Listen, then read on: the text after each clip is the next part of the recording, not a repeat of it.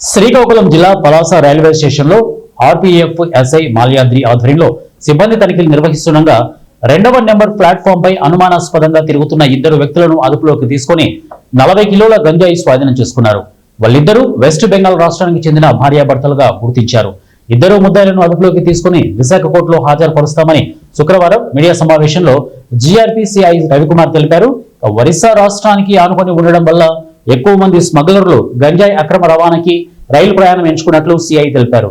గంజాయి రవాణాను నిర్మూలించడానికి ప్రత్యేకమైన శ్రద్ధ తీసుకుని చర్యలు చేపడుతున్నందున వాటిలో భాగంగా రైలు మార్గం ద్వారా ఒడిశా రాష్ట్రం నుంచి దేశంలోని వివిధ ప్రాంతాలకు గంజాయి అక్రమంగా రవాణా చేస్తున్నందున ఆర్పీఎఫ్ సిబ్బంది ఆర్పీఎఫ్ వారి సమన్వయంతో అన్ని రైల్వే స్టేషన్స్ లో కూడా ప్రత్యేకమైన నిఘా ఏర్పాటు చేయడం అయింది.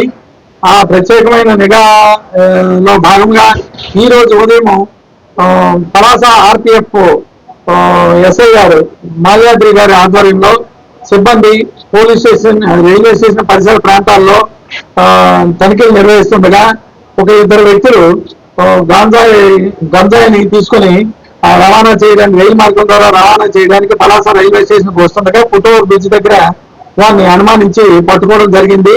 వారిని విచారిస్తే తెలిసిందేమనగా వాళ్ళిద్దరూ కూడా భార్యాభర్తలు. అతని పేరు సజాద్ అన్సారీ, అతని భార్య పేరు జులీ పర్వీన్. వీళ్ళిద్దరూ కూడా బీహార్ రాష్ట్రానికి చెందిన వాళ్ళు. వీళ్ళిద్దరూ ఈ మధ్యనే మ్యారేజ్ చేసుకోవడం జరిగింది. మ్యారేజ్ చేసుకున్న తర్వాత వీళ్ళకున్న ఆర్థిక పరిస్థితుల కారణంగా అతనికి తెలిసిన మహమ్మద్ సోను, ఈయన వీళ్ళకి తెలిసిన వ్యక్తి, ఈయన కోల్కతాలో ఉంటాడు. ఆయన గాంజా వ్యాపారం చేస్తున్నట్టుగా మా యొక్క విచారణలో తెలుస్తుంది.